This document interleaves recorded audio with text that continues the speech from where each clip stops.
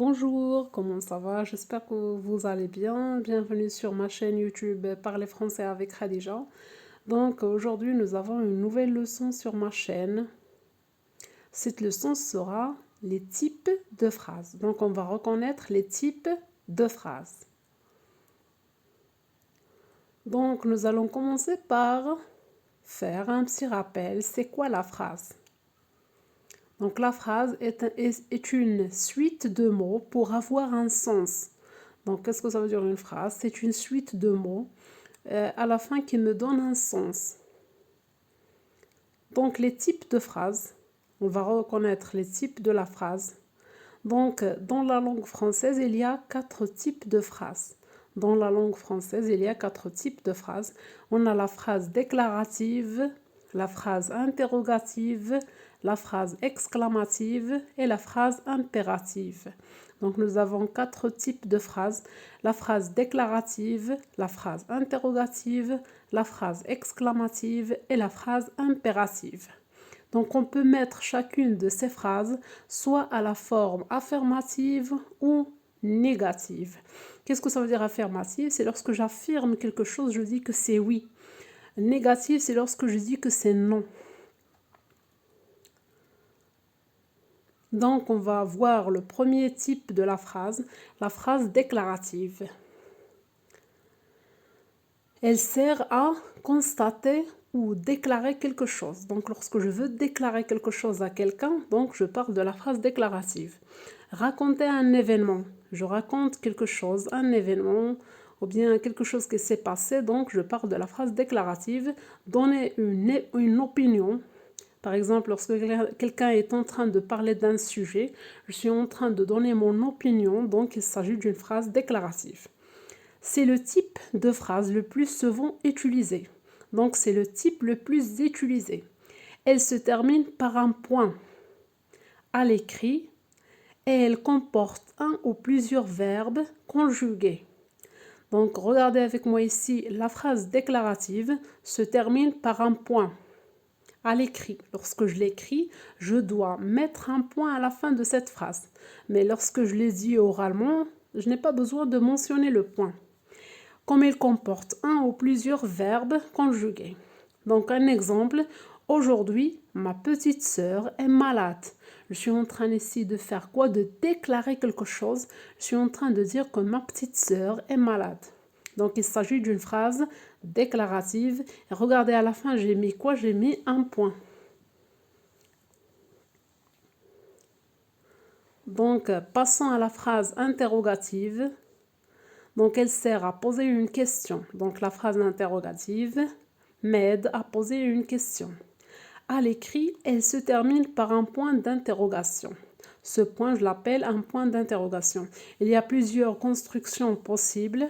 Donc la première construction, on place le sujet après le verbe. Donc je peux placer le sujet après le verbe. Normalement, dans la phrase simple, j'ai un sujet et un verbe. Donc ici, je fais l'inversion. Donc je peux entrer. Donc si je veux rendre cette phrase à la forme interrogative, je dis « puis-je rentrer ?» Et ici, je suis en train de poser la question. Donc j'ai un sujet plus un verbe, plus un complément, c'est la phrase simple. Donc lorsque je la transforme à la forme interrogative, je mets un verbe, plus le sujet, plus le complément. Je suis en train de changer la place du verbe et du sujet. La deuxième possibilité, on peut commencer une phrase par « est-ce que ». Donc si je veux poser une question, je peux commencer la phrase par « est-ce que ».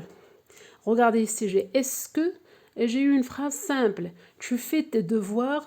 Donc pour former une phrase interrogative, je dis « est-ce que tu fais tes devoirs ?» Est-ce que tu fais tes devoirs? Donc ici, je suis en train de poser une question.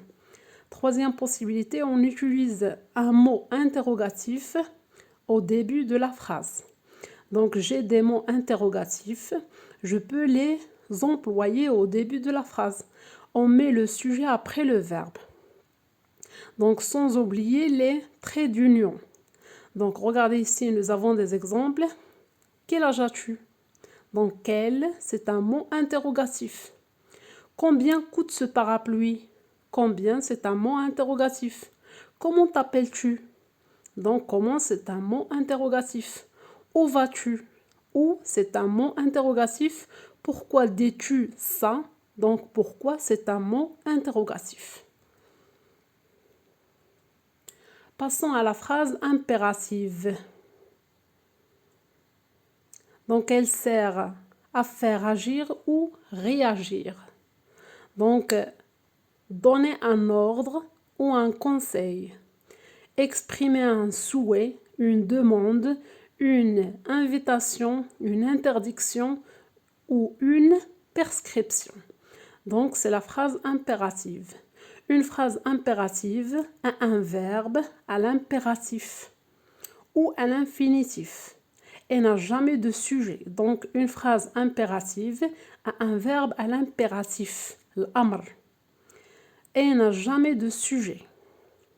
Elle se termine par un point ou parfois un point d'exclamation. L'exemple, restons ici, donne-moi le sel. Donc, restons ici, c'est comme si je suis en train de donner un ordre. Donne-moi le sel, c'est lorsque je demande quelque chose. Il peut y avoir des phrases impératives sans verbe. Donc, je peux avoir des phrases impératives sans verbe. La plupart du temps, elles se retrouvent sur des affiches ou des publicités. Donc, les phrases que je trouve sur des publicités, les ishharat, ce sont des phrases qui ne comportent pas un verbe. Donc, exemple, stationnement interdit. Stationnement interdit. Donc, dans cette phrase, je n'ai pas de verbe. Mais c'est une phrase impérative. Il existe aussi des phrases impératives réduites à une interjection stop. Un seul mot, et ça me dit que c'est une phrase impérative. Passons au dernier exemple de la phrase, c'est la phrase exclamative. Donc, elle sert à exprimer un sentiment, soit la colère, soit la surprise, soit la joie. Donc, la colère, le ghadab, surprise, le mufaja'a, la joie, le farah. Exprimer un jugement. Donc, on place à la fin de la phrase un point d'exclamation, alamat ta'ajjub. Donc, on place à la fin de la phrase un point d'exclamation. Donc, la phrase commence par un mot d'exclamation. Donc, comme j'ai des mots interrogatifs, j'ai des mots aussi d'exclamation. Des exemples, quel, comme, que et que l'on eu, apostrophe.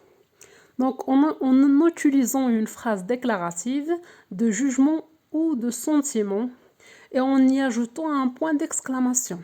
Par exemple, et oui, donc j'emploie une phrase déclarative, une simple phrase déclarative, et pour où j'ai un jugement ou un sentiment, et je lui ajoute quoi?